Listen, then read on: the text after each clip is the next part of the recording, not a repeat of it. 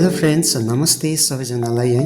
आज पनि एउटा तपाईँहरूको माझमा सानो भिडियो लिएर आइरहेछु र यो भिडियोमा चाहिँ तपाईँले बोट देखिराख्नु भएको छ है।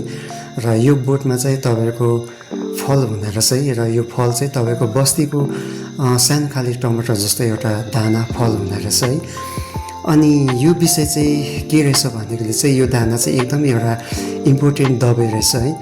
अनि मलाई चाहिँ अब त्यति याद भएन है। यो चाहिँ बोट देख्नु चाहिँ देखेको, तर मलाई त्यति नाम याद भएन, यसको है जानकारी पनि त्यति भएन। मैले सुन्दा चाहिँ अब एकदम दबाई अरे भनेको सुनेको थिएँ। यहाँ मसँग एकजना दाजु हुनुहुन्छ है, उहाँले पनि त्यति इन्फर्मेसन त्यति याद भएन रहेछ। उहाँले पनि दबाई अरे भनेर सुन्नुभएको रहेछ।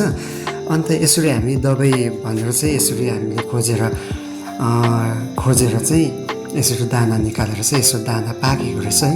र यो दाना चाहिँ हामी निकालेर खाँदैछौँ है।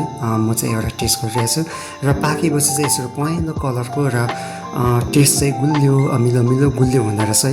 र जसले पनि यो भिडियो हेर्नुहुँदैछ है, तपाईँहरूले यो विषयमा जानकारी याद छ भने मुनिपट्टि कमेन्ट बक्समा तपाईँहरूले कमेन्ट गर्नुहोस् होला है। त है दबाई के को दबाई रहेछ अनि यो के को बोट रहेछ है।